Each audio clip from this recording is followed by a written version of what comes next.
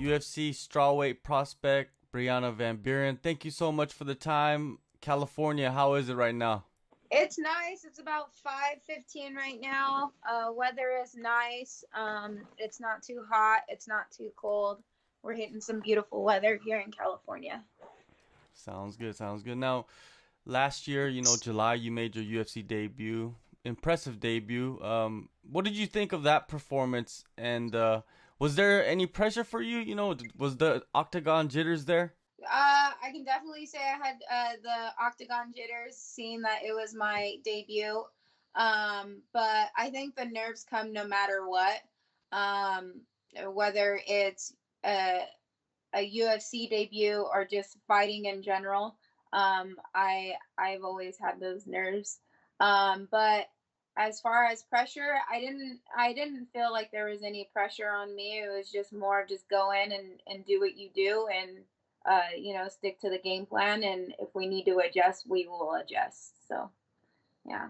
The anxiety that you get right before a fight.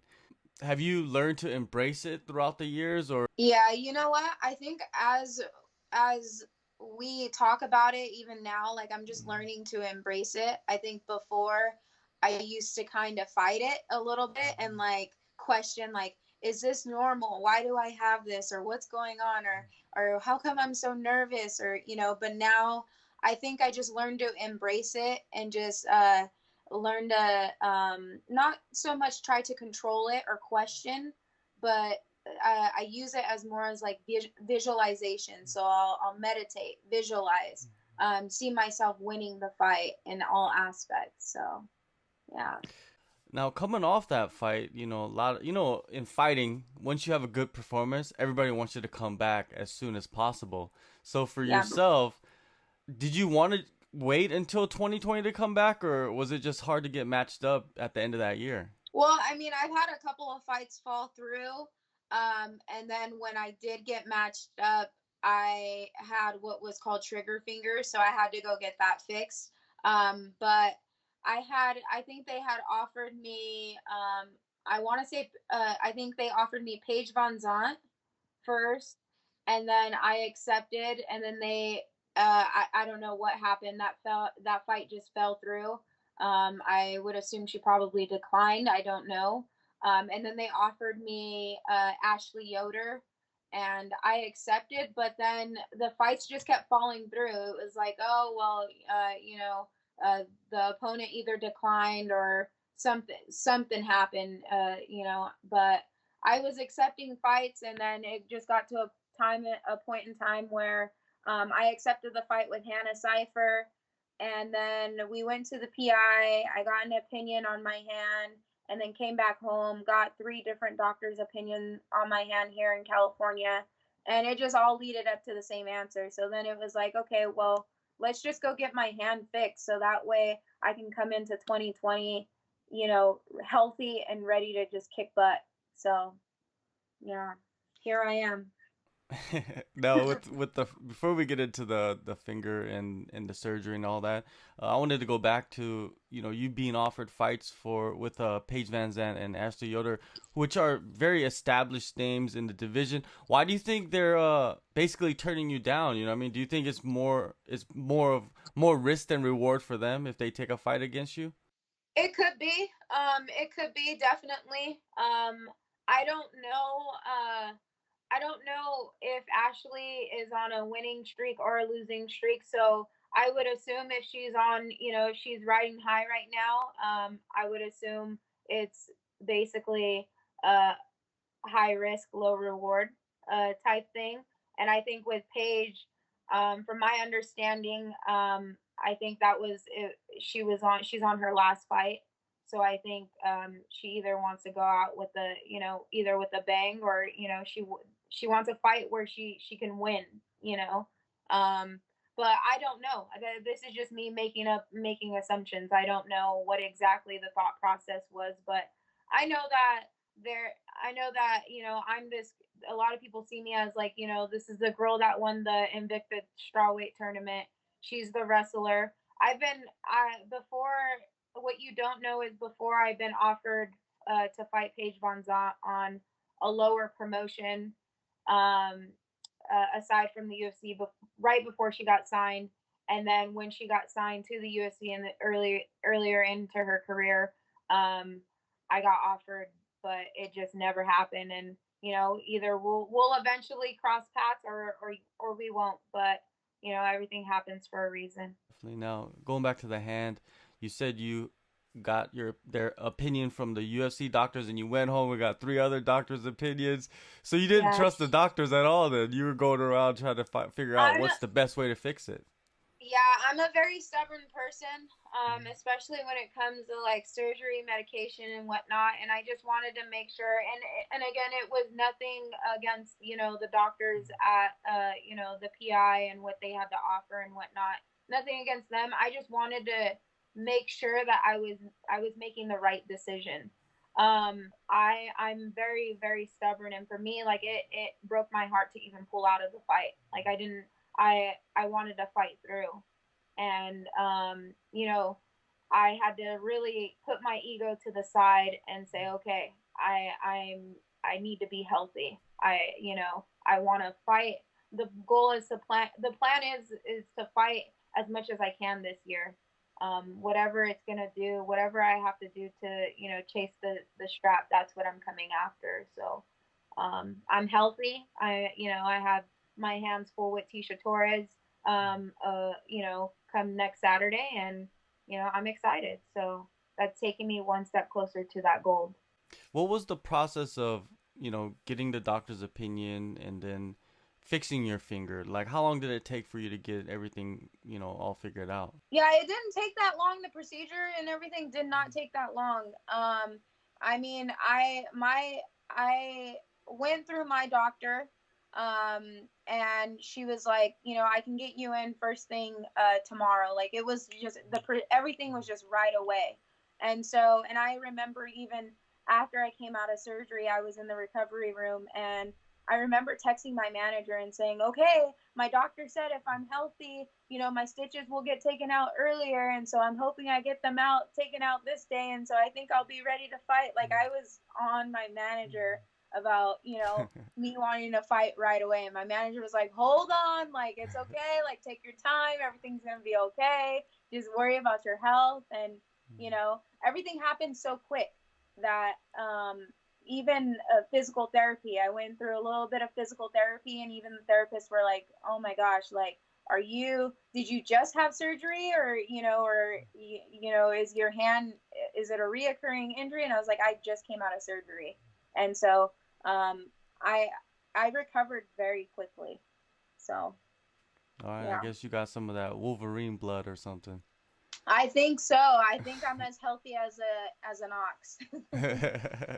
Now, after you get all that figured out, the pandemic basically hits the Oh next my month or so, gosh. right? And Yeah. and what was the training setup you had at the start of that pandemic where they started locking everything down?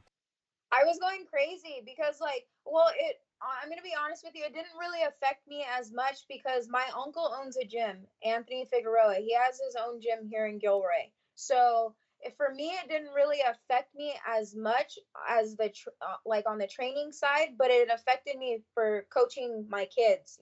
Coaching those kids, our students. So I was obviously bummed out about that, but uh, I had just got cleared to train from my doctor. Like my doctor was like, "Okay, you're cleared to spar."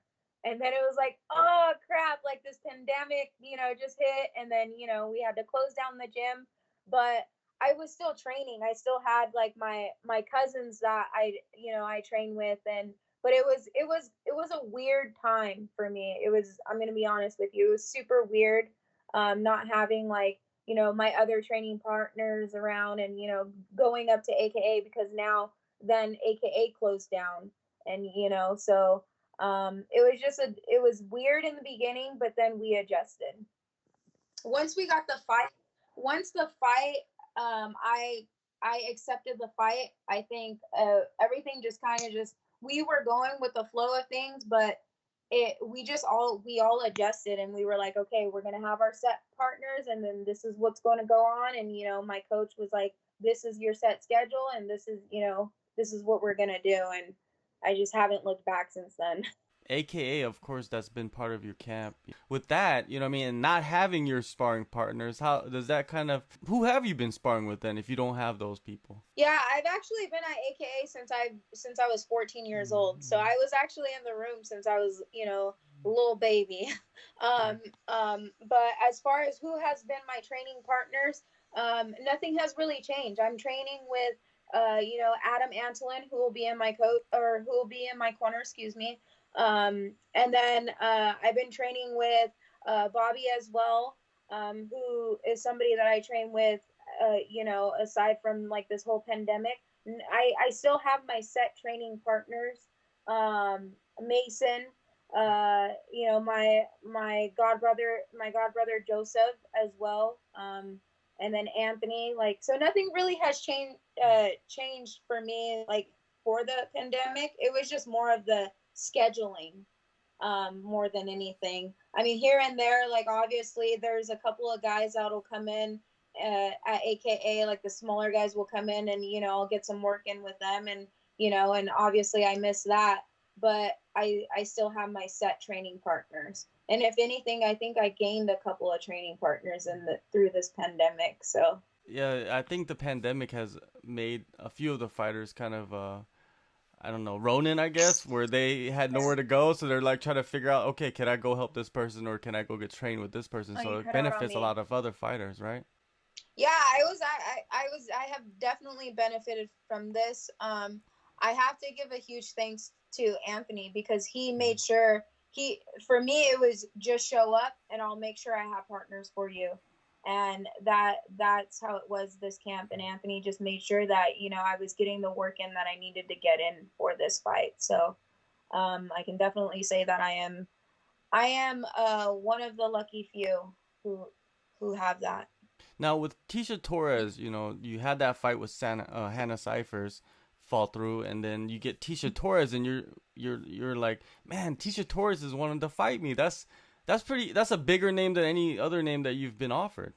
Yeah, before Tecia Torres, I actually got offered Claudia Gadella I think Oh. Angela Hill accepted that fight. Yeah, I got offered that fight, but aside from that, I think um, it's definitely huge. Like, I'm excited that she accepted the fight, and I don't know what her thought process is or anything, but I know that she could be coming in hot, and that's I'm not taking her lightly, and I'm expecting the best Tecia Torres to show up on June 20th. She's on I think a 4-fight losing streak.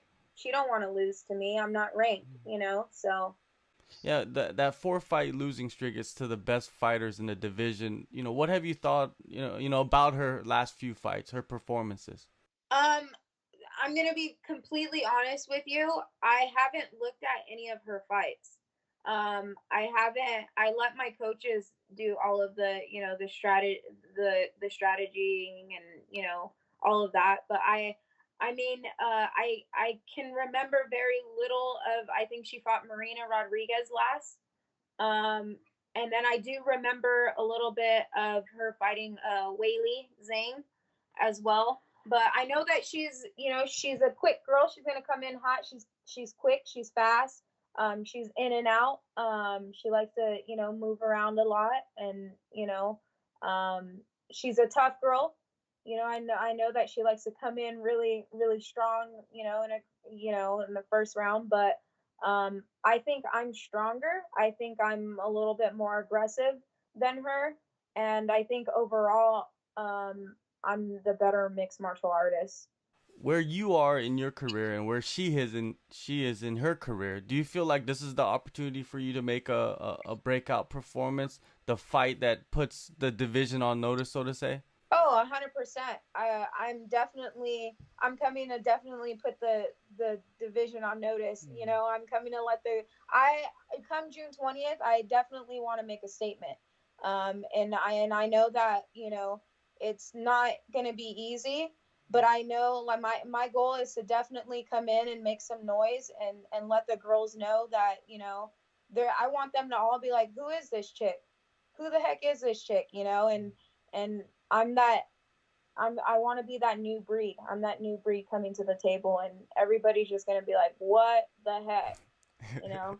Yeah, she's proven tough to finish. So do you see yourself going in there and getting like a dominant 3 round decision win over her, or are you going in there like I need to finish this fight because, like you said, put the division on notice? Right. I mean, I think for every time that I fight, I'm always kind of uh looking for a finish.